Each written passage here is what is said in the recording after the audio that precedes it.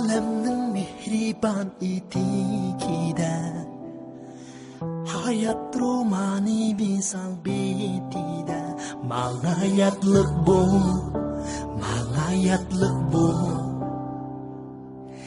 İhlas bilen kütken daqiqida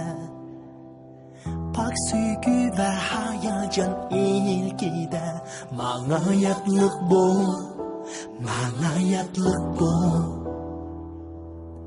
Öttün benim ilikimge cana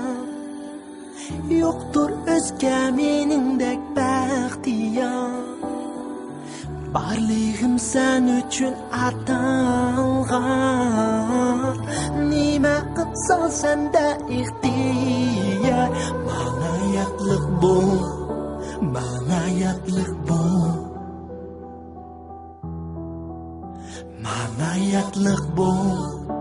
Mangayatlık bu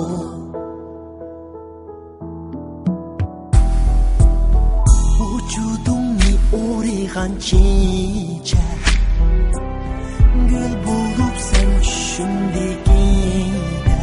Mangayatlık bu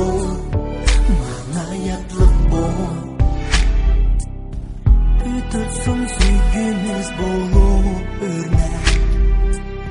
Kalsın mengülük efsane çöcek Mangayatlık bu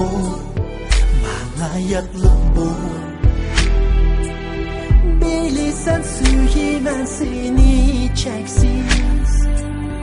Bildin yok dumanlarını Koyup gel işenç bilen şeksiz